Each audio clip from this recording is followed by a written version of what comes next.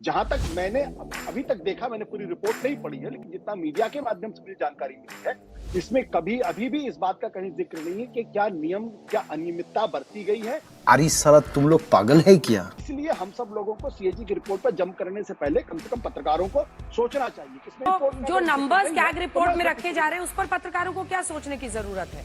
अगर वो घाटा बता रहे हैं, वो कह रहे हैं, यदि वो क्लियरेंस प्राप्त करना उस वेंडर की जिम्मेदारी थी तो सरकार ने क्यों वापस किया? यदि वो सरकार की जिम्मेदारी थी, सरकार का हमारी जिम्मेदारी थी, हम नहीं दिला पाए तो बगैर एयरपोर्ट के क्लियरेंस के उनको अलॉट क्यों कर दिया? ये समस्या है क्या बोलने का? अंजना जी, मैं राजनीतिक पार्टी का प्रवक्ता नहीं हूँ, इसलिए मैं यहाँ इंट्रोगेशन नहीं झेलूंगा। इंट्रोगेशन की बात ही नहीं है। आप कैग रिपोर्ट नहीं दिखाया उन्होंने, इस पर आप क्यों नहीं जवाब दे रहे हैं? क्या इसमें आपको कुछ गड़बड़ी नहीं दिख रही है? अभी मैं गाली नहीं दे सकता। नहीं, गाली नहीं देना। मान्यवर, अगर आप लोग विश्लेषक के रूप में बैठे हैं तो मुझे लगता है इस प्रकार की बात करना सरासर पूर्वाग्रहग्रस्त लगता है। मैं भी बहुत सारे सवाल पूछ सकता हूँ, लेकिन जो अनकंफर्टेबल कर सकते हैं यहाँ पैनल पे बैठे हुए लोगों को। पूछना।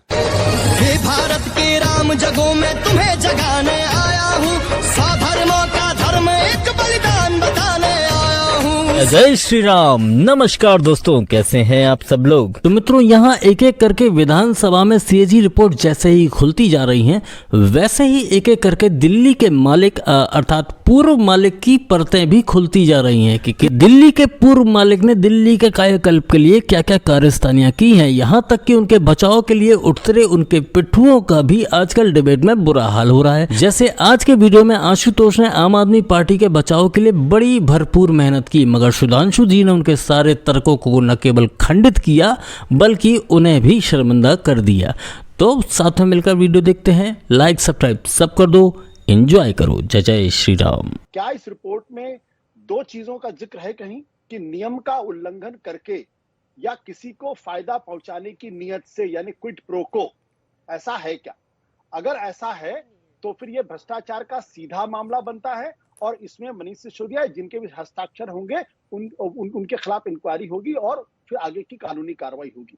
जहां तक मैंने अभी तक देखा, मैंने पूरी रिपोर्ट नहीं पढ़ी है, लेकिन जितना मीडिया के माध्यम से मुझे जानकारी मिली है, इसमें कभी अभी भी इस बात का कहीं जिक्र नहीं है कि क्या नियम, क्या अनियमितता बरती गई है या फिर उसमें किसी तरीके का क्विड प्रो को दिखाई पड़ा है। अरे साला तुम लोग पागल है क्या?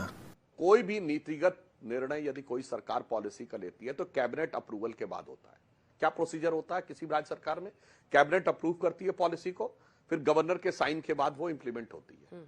क्या ये पॉलिसी कैबिनेट में आई? नहीं। क्या ये पॉलिसी कैबिनेट में आने के बाद एलजी से अप्रूव हुई और उसके बाद लागू हुई? यदि नहीं हुआ, लागू पहले कर दिया गया और एलजी और अप्रूवल के लिए बाद में लाया गया, पहला संदेह यहां पे होता है। आशुतोष जी, आपको याद हो कि एयरपोर्ट के पास एक अलॉट किया गया था किसी को शराब की दुकान का, वो उसको एयरपोर्ट से क्लियरेंस नहीं मिला तो 40 करोड़ रुपया जो उसका डिपॉजिट था, सिक्योरिटी डिपॉजिट, वो सरकार ने वापस कर दिया। अब मैं पूछना चाहता हूं बिल्कुल टेक्निकल, यदि वो क्लियरेंस प्राप्त करना उस वेंडर की जिम्मेदारी थी तो सरकार ने क्यों वापस किया? यदि वो सरकार की जिम्मेदारी थी, सरकार का हमारी जिम्मेदारी थी, हम नहीं दिला पाए तो बगैर एयरपोर्ट के क्लियरेंस के उनको अलॉट क्यों कर दिया? तब तो साफ साफ दिखता ना कि आपने उसको सीधे फायदा पहुंचाया। ठीक है, बहुत साफ बात है। फिर कह रहा हूं, अगर वेंडर की जिम्मेदारी थी तो सरकार को क्यों अपने ऊपर लेना और पैसा वापस करना? सरकार की जिम्मेदारी थी तो बगैर क्लियरेंस हुए अलॉट क्यों कर देना और अनरेस्ट बरी दे क्यों लेना? ऐसे बहुत सी ठीक है, आपने स्पेसिफिक पॉइंट रेज किया, आशुतोष जी इसका जवाब दे रहे हैं।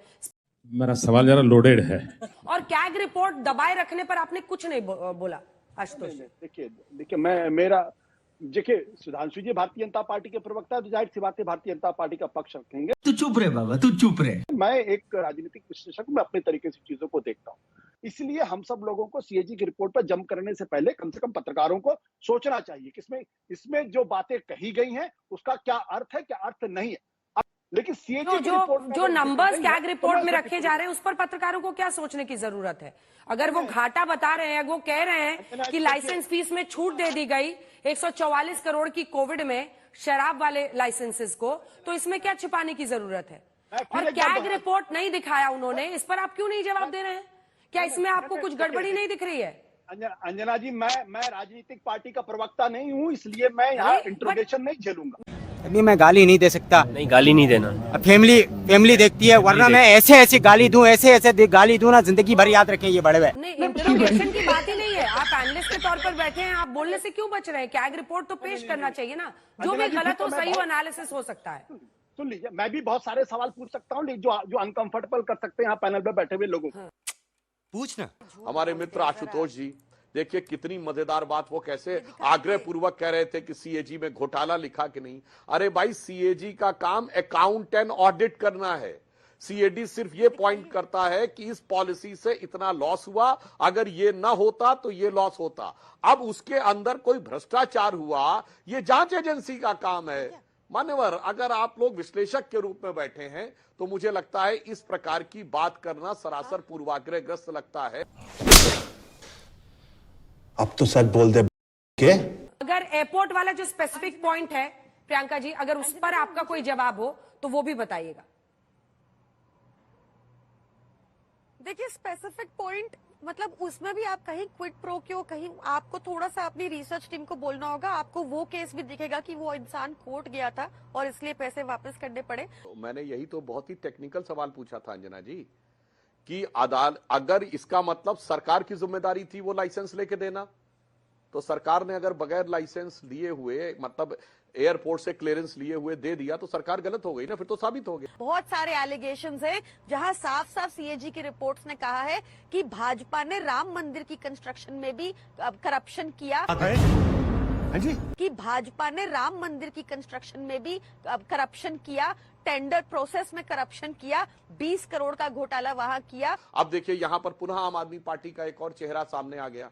प्रियंका जी ने अभी कितना स्पेसिफिक बोला कि सीएजी की रिपोर्ट में यह है कि राम मंदिर के मामले में 20 करोड़ का घोटाला हुआ। इसमें कोई फैक्ट चेक करने की जरूरत नहीं। मैं दर्शकों से बताना चाहता हूं, सीएजी सिर्फ सरकारी खर्चे का लेखा जोखा रखता है।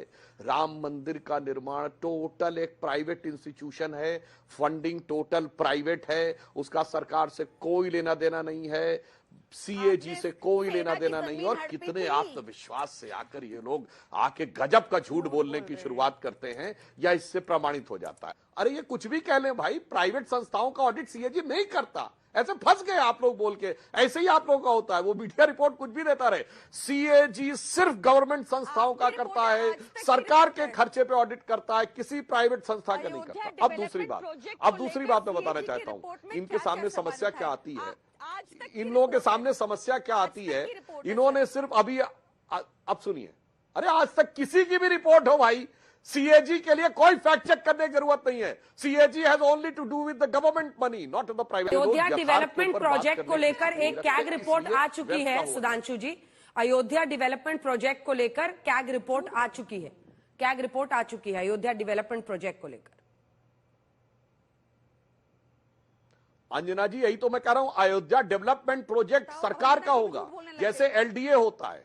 जैसे मान लीजिए डीडीए है, तो डीडीए अपना प्रोजेक्ट बनाएगा, अलग है। स्वामीनारायण मंदिर बना, उसका डीडीए के डेवलपमेंट प्रोजेक्ट से कोई मतलब नहीं। इन्होंने तो कहा राम मंदिर में घोटाला हुआ। अरे भाई, राम मंदिर राम जन्मभूमि न्यास ने बनवाया, प्राइवेट पैसे से बनवाया, वो तो सीएजी का हिस्सा नहीं है। अब अगर अयोध्या में राम मंदिर की वजह से एयरपोर्ट बना, तो उस एयरपोर्ट का राम जन्मभूमि न्यास से कोई मतलब नहीं। अगर अयोध्या डेवलपमेंट के तहत आसपास की सड़क बनी, तो उसका राम मंदिर से कोई मतलब नहीं, उसका सरकार से मतलब है। तो बहुत क्लियर समझिए, सरकार का पैसा और दर्शन स्कीम को लेकर हिंदू धर्म के विरुद्ध कोई ना कोई मुद्दा खोजना था, तो दिल्ली की सीएजी रिपोर्ट पे राम मंदिर ले आई।